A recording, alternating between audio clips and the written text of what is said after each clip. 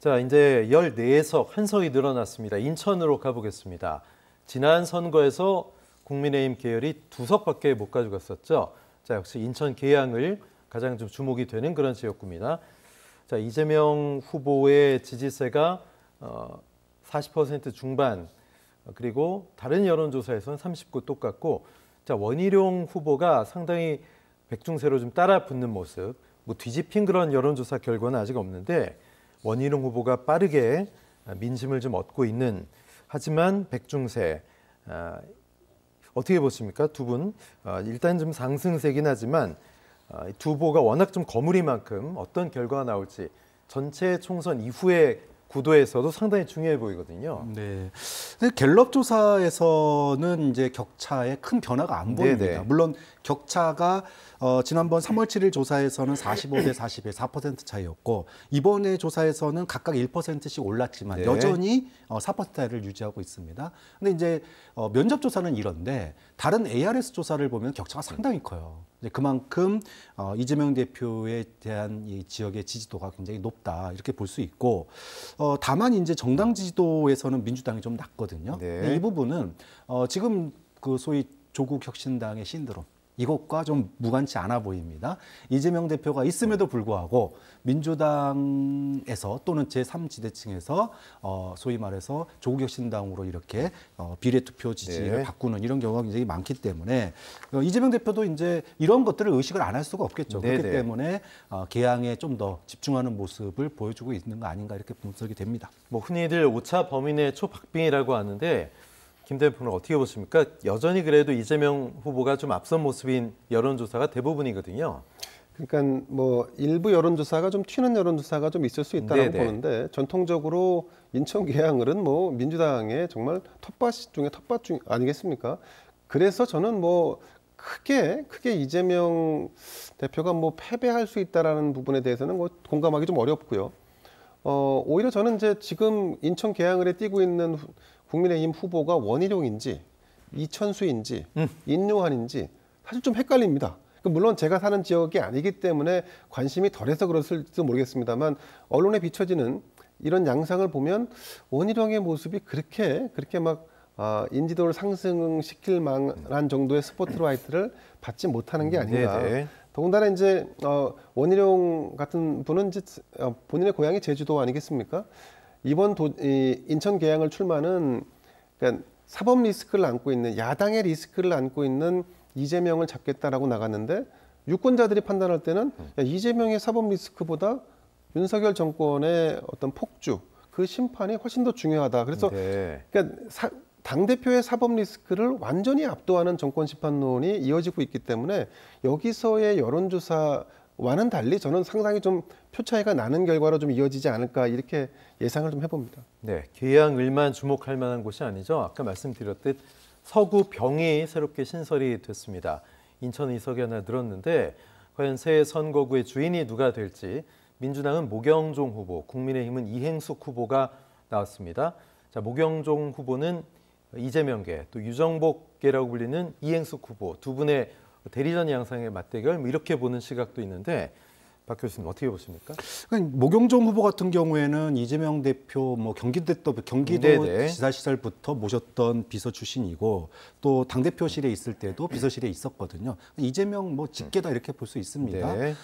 아직 이제 상대적으로 젊은 나이예요. 이제 34살입니다. 네네. 근데 그러다 보니까 인지도는 좀 낮은 편이죠.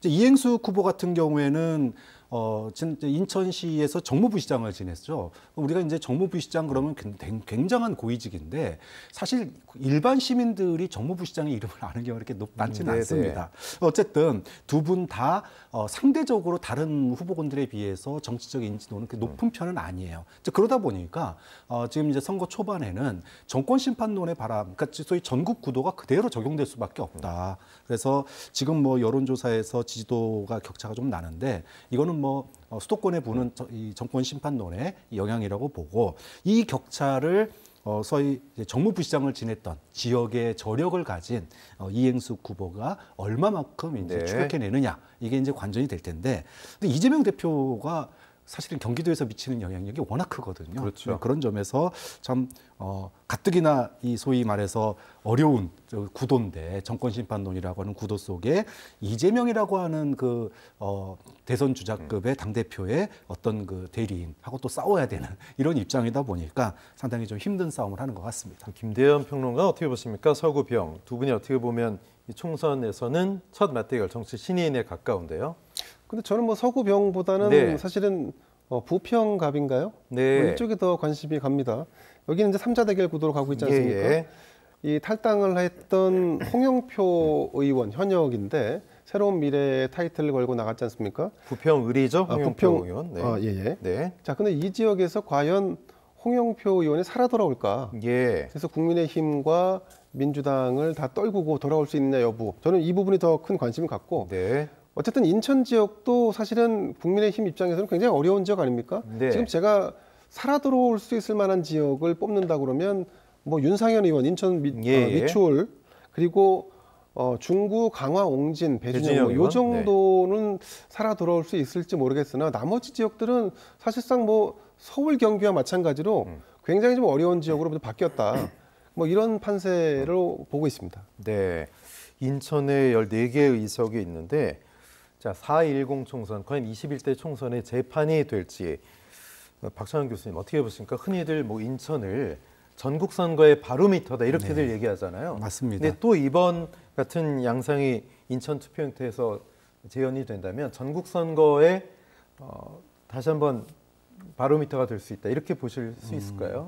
일단은 뭐 수도권이 워낙 이 정권 심판론의 바람이 세다 보니까 네네. 뭐 정확하게 바로미터가 될 거다 이렇게 보기는 어렵겠습니다. 예. 그런데 어쨌든 지금 각 당의 자체 판석 분석을 보면 국민의힘은 14곳 중에서 2곳 정도를 우세도 아니고 경합 우세로 보고 있습니다. 네. 그러니까 잘하면 이길 수 있겠다 이 정도로 보는 거예요. 윤상현 의원, 배준영 의원 그렇죠. 얘기했죠? 아까 앞서 말씀하신 두 지역입니다. 반면에 민주당은 11석 플러스 알파를 보고 있습니다. 네. 그러니까 그 정도로 인천 지역에서 이 정권 심판론의 바람, 민주당 지지의 바람이 훨씬 세다. 이렇게 본다면 뭐 참 이 추세를 갖다가 과연 이 선거 기간 내에 뒤바꿀 수 있을지 뭐 지켜볼 대목이죠.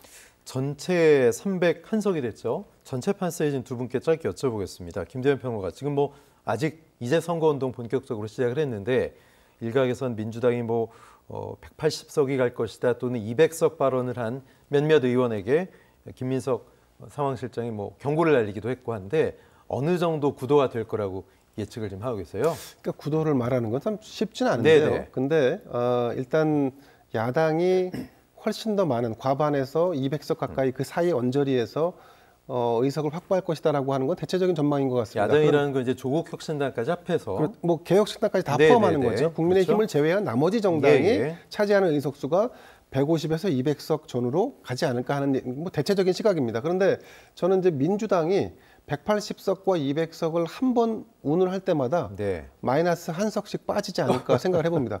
이제 보수 진영 입장에서는 그동안에 지금 정권 심판론의 바람이 이거 생각보다 강한데라고 하는 위기감이 점점 더 고조되고 있습니다. 이럴 경우에는 아무래도 보수 진영이 더 응집하는 효과도 있고 우리가 과연 심판론의 심판 잣대, 심판봉을 민주당에 주는 것이 맞는지에 대한 또 다른 의문을 부를 수도 있기 때문에 저는 그래서 이 지점에서 남은 13일 동안 제일 중요한 것은 역시 정권도 안 되고 제1야당도 안 돼. 그 제3의 진영에게 뭔가 좀 핸들링할 수 있고 그러니까 조정자 역할을 할 수 있는 힘을 좀 부여해줘야 되라고 하는 그 틈새, 그 부분이 남아 있기 때문에 민주당이 만약에 뭐 180석을 한다 그러면 그 논의가 지지부진해지는 것이고 만약에 민주당의 의석이 150을 전후한 데까지 떨어진다고 하면 저는 심판자 역할, 조정자 역할을 할 수 있는 부분에 대해서 국민들이 다시 한번 어떤 뭔가 좀 깨달음, 뒤늦게 좀 이런 부분도 있었지라고 하는 그런 어떤 유권자의 선택을 좀 기대를 해봅니다. 박 교수님 어떻게 보십니까? 유권자 여러분이 어느 정도의 선택을 해줄까요? 원인과 배경은 다르지만 결과는 지난번 총선 결과와 비슷할 거다. 네. 여당의 상당히 어려운 선거가 될 거고 야당이 큰 다수 의석을 차지할 것으로 보입니다. 지난번 총선에서 180석을 지금 야당이 얻었는데 이번에 이제 국민의힘도 그렇고 민주당도 그렇고 지난번 선거 결과에서 플러스 마이너스 10% 정도의 변화밖에 없을 거다. 네. 큰 틀은 지난번하고 같고요. 마지막 남은 변수는 전 두 가지로 보고 싶습니다. 하나는 의정 갈등이에요. 지금 이 의정 갈등을 국민의힘도 정부가 제대로 대처를 못한다면 이 정권 심판론의 구도가 더 강화될 수 있다. 그렇게 되면 200석 가까이 갈 수도 있습니다. 반면에 이것을 잘 해결해낼 수 있다면 피해를 최소화할 수 있는 그런 동력이 생긴다고 보고요. 또 하나는 조국혁신당의 신드롬이 과연 어디까지 갈 것이냐입니다. 조국혁신당의 신드롬은 앞서 김대엽 평론가 얘기하신 것처럼 국민들이 소위 말해서 양강 정치를 넘어서는 소위 제3세력을 용인하는 거거든요. 이 부분이 과연 얼마만큼, 즉 비례해서 1등을 할지 2등을 할지 3등을 할지에 따라 선거 끝나고 그 다음날 신문 헤드라인이 바뀌어버립니다. 그 정도로 굉장히 관심 가는 우리가 주목해 봐야 될 지점이라고 봅니다. 네, 이번 선거 이제 중요합니다. 정권 심판론이 아주 강하게 작용하고 있는데 그렇게 해서 야당이 압승을 거둔다.